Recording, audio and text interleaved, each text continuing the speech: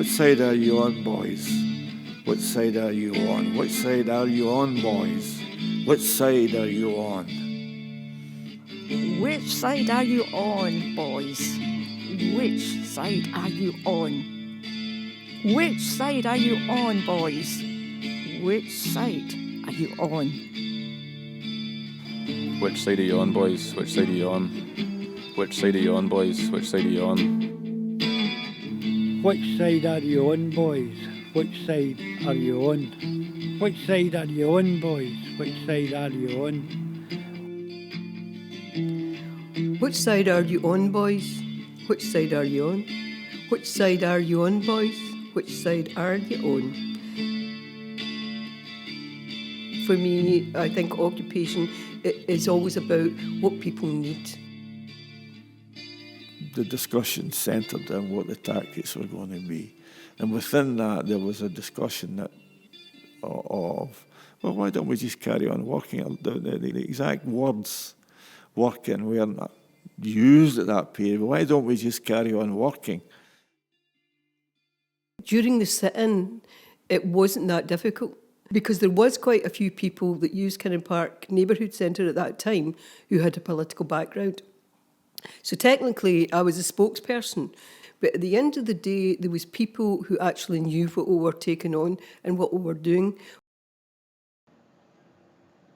The meeting took place in Bobby Dickey's house with the people that were there, right? Jimmy Earley was there, Jimmy Reid, Bobby Dickey, Wee Woolley, Jerry Ross and other guys, right? And Sammy Barr. And I forget Sammy.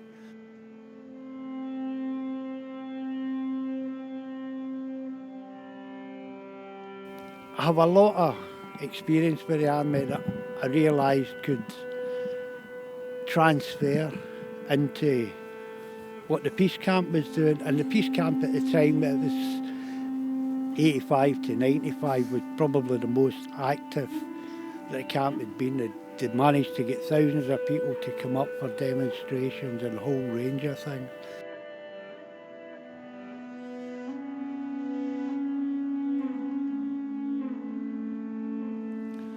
I've done some non-violent direct actions before, some at Faslane, the poll tax, and of course after the poll, or it was kind of running about the same time, the Not in My Name, the anti-Iraq. But for me, what I liked about the pool occupation, it wasn't about just feet on the streets. There was much more to it than that.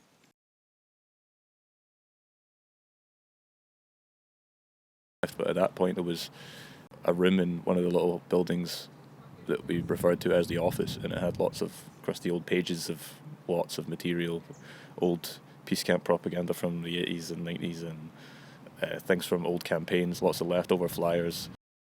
But there was lots of photos and writing of the history. So you're you know, it's rainy some day, and you just like have a rake through some old drawer and find some history. There's loads of stuff in the bus up at the back of the site as well. So you learn a lot from just like pondering over all this material, and a lot from word of mouth. I felt embraced. I started reading more. I started listening to what was going on at the Bothy, because the Bothy at night time, there was great conversations, and there was concepts I never knew about. So it kind of intrigued me. So I decided I was going to read those books. What was the most interesting thing for me was the women from the after-school care who had never been involved in politics before, who actually were quite frightened to begin with. But then as things started to happen, not all of them, some of them still kept to the background, but there was at least 3 women that actually came forward, and they were absolutely fantastic. They were great speakers, they were passionate, and they didn't take any nonsense. Terrific to actually see people who didn't know that they had a talent for actually fighting for what they needed. And the word is needed, because they needed that after school care.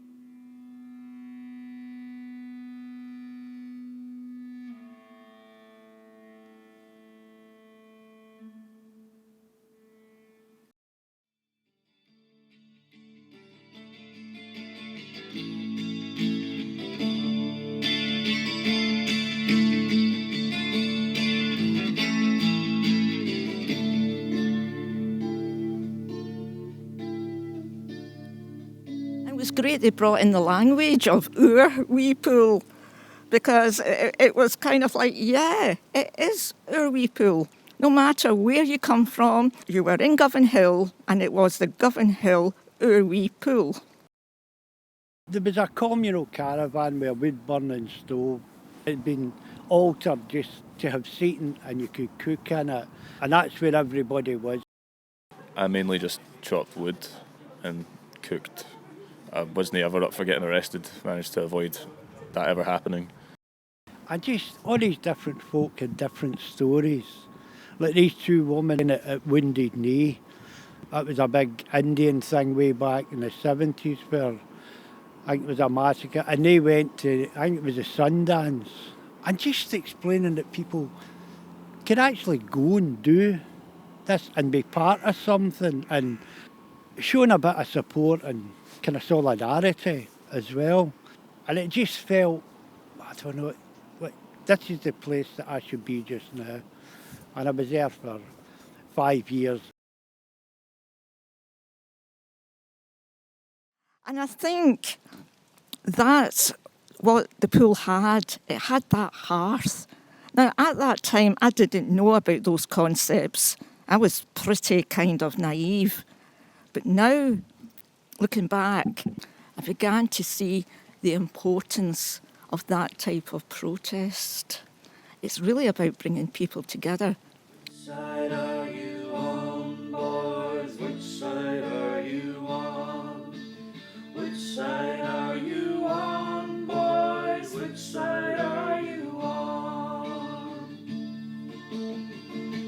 We had some very, very, very slightly edited, publicly available MOD information from their own website about some military drills they were doing in the Gairloch. We printed this off, pretended to be couriers hired by the MOD, and went around the houses in Gairloch Head and Rue on our bikes, giving out this MOD information. Eventually the police found out what we were doing, and they were following us around all the houses and telling people, by the way, they're not really from the MOD, they're just hippies from the peace camp. We got chased by the cops, and then we ended up lugging our bikes across a field and taking a back road back to the camp. That was an unusually creative protest action, I think. I mean, certainly Kinnan Park Complex in relation to that sit-in has had a great effect on what happened in the area. We set up what was called the Arts and Regeneration scenario, and what we were saying is we want the arts to actually have an impact in the Greater Govan area. Now, it did. When we started the arts in Govan at first, and sorry for laughing, but this is the truth, and I might have to swear on this one, but you can always edit it out if you don't like it. When we spoke to some of the councillors, to saying, you know, we're going to be doing this, and we're going to be doing that, and we're going to bring the arts together, you know, out in the street, being as creative as possible. Don't fucking bring your trendy ideas for the West End or here, hen, because we're not going to fucking have it. Well, 30 years later, actually, the arts has made quite an impact in Govan, and it's bringing money into Govan that it wouldn't have been getting if we hadn't actually started that.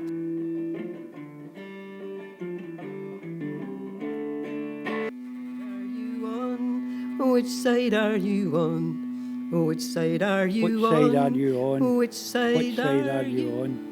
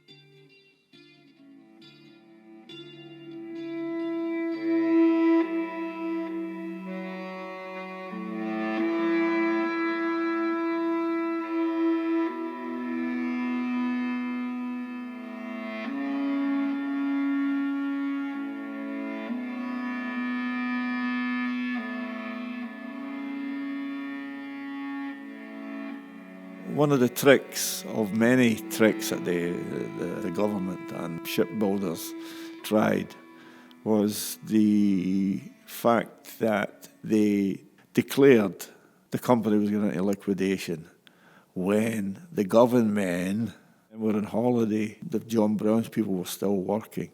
So it was a divide tactic. It was only half of the group there. And myself and a pal of mine, Davy Torrance, we were in the south of France camping with our wives. We wanted to go home for the campaign because we'd heard about it on the radio in France. But the lassies wouldn't let us. Women's power took over.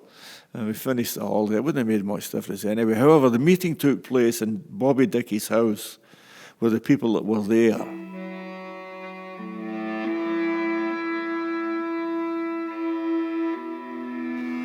You've got to ask yourself, why did Thatcher close Molesworth Peace Camp, Greenham Common? All the other peace camps were closed down, and some of them quite viciously, yet Faslane wasn't. Why was that left? Different people have different answers. And some of the things that the camp have done, you know, when they get inside a Polaris submarine, inside the control tower, I've seen letters that Thatcher had written it and she was furious. But still, the peace camp stayed. You're not doing anything important if you didn't have people bugging you, and that way you know you're doing something important. They decided they would shut down the neighbourhood centre. Now, what happened in the neighbourhood centre was lots of sports, but the main thing was after-school care for children. It was run by a voluntary management committee, and they were panicking about this. And we decided that we would actually have a sit-in. The majority of the folks said, "You can't, what's a sit-in?" And the reality is, because we had the big sit-in in Govan, in the shipyards, I was able to say, well, you remember how it happened with the shipyards, with the sit-in in there, well, why can't we have one here and fight for our community centre? It was a 55-day sit-in. They did everything they could to try and stop us from doing it. They turned off the electricity, they turned off the heating, but actually we had some really smart people that were in the badminton club who were quite political, and also engineers and electricians. So they were able to help us. We also got a phone put in the kitchen so that if anything started to happen, we would just phone the tree, you know, the sort of contact tree, and people would come. They tried to get us out 3 times, but every time we were able to convince the police that we knew what we were doing. And technically, community education had one worker who was left in there himself all the time. And we would say to the police, listen, we have to be honest with you, we're actually protecting this young man that's been left in here himself, and we actually are safeguarding him from, if he's getting broken, who's going to defend him? And the police say, aye, okay. And they would leave. Okay, so after 55 days, they gave us the right to have the community centre. Which side are you on, boys? Which side are you on? Which side are you on, boys? Which side are you on?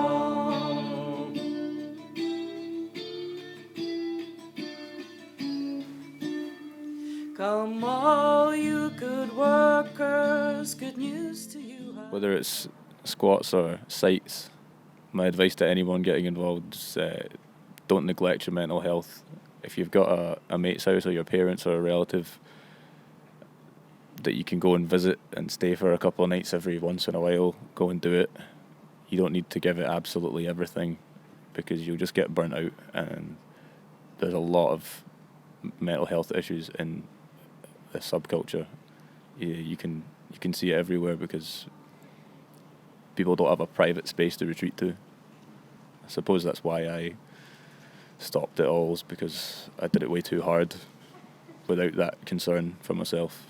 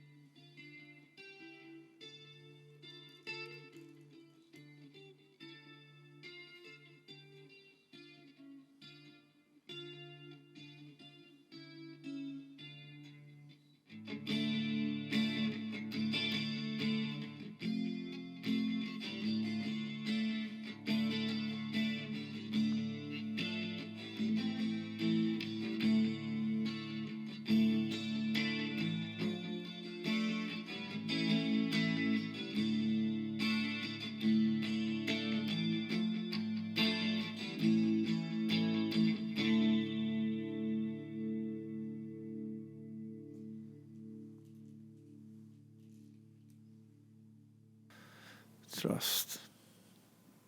Highly emotive word, very difficult to find in so many occasions. My comrades of the pool occupation, we had to trust each other and look after each other's back, and we did that.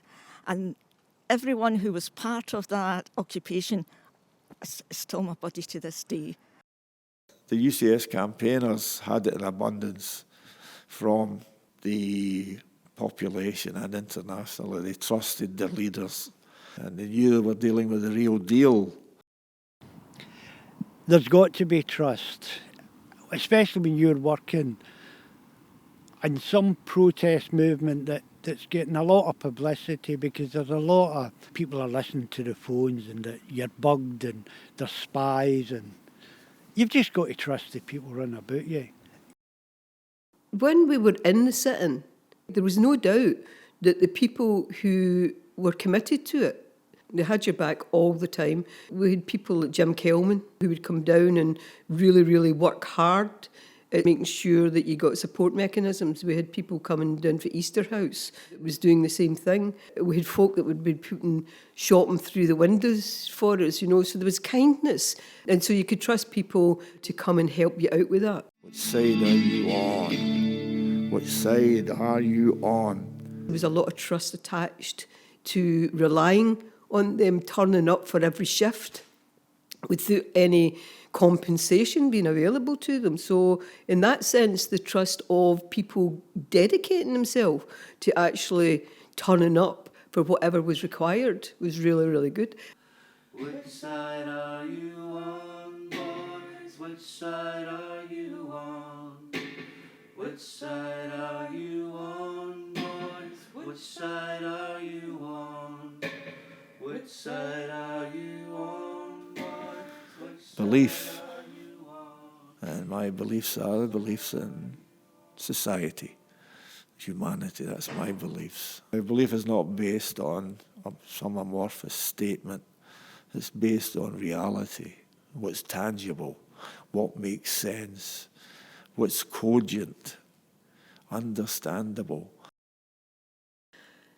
I believe that people, given the opportunity, could find in themselves something they never knew existed.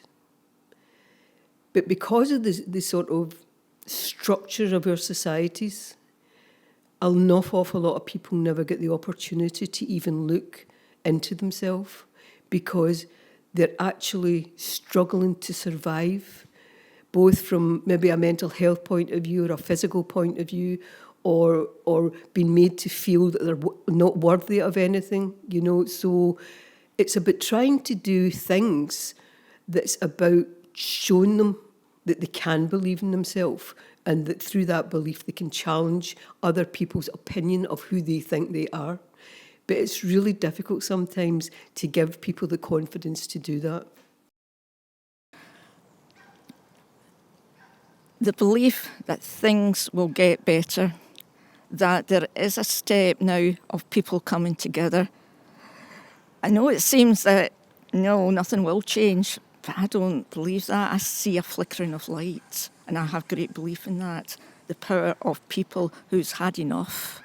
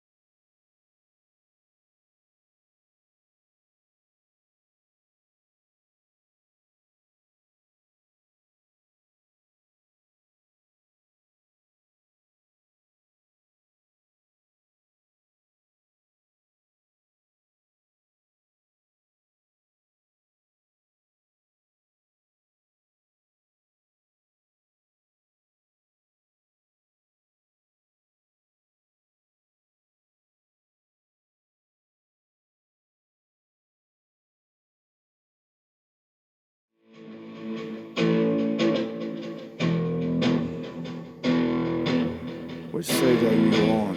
Which side are you on? Which side are you on? Which side are you on? It's changed a lot over the years. I mean, the camp's older than me. I think the momentum that was there in the late 80s, early 90s is waned a wee bit.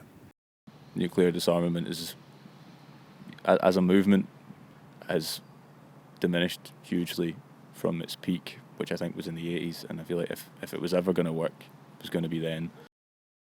My main focus, and I can't get away from it, is the water now. Watch and record nearly every sub that goes in and out. At the end of the peninsula there's a tower that lights up when a vessel that's got difficulty manoeuvring, so everybody else keep clearing it. It usually just means a submarine. And where I live, I can actually see it. I can just open my front window and take photographs for there. And I do that, I can't get away from it. And still monitor convoys. Lindsay and Martin has actually taken that building to a place where it now belongs to the community. Now, it's been shut for nearly 2 years now. It's going to be hard and it's going to be changed. But the young people who are now running the building is really fantastic. It sounded a lot less at the fringes of society than it is now and has been recently. I don't think everyone was an anarchist back then, whereas pretty much that's the deal now. All we can do is just inform people, let them know that things are still happening. You know, these subs are still here. There's a group of people working on local place plan, and they've called their organisation Because We Say So. And I love that expression. And I love that expression because they're saying for the first time, I don't care if you're a politician, I don't care if you're a bureaucrat, this is what we want and it's because we say so. I think that's a great way to look forward.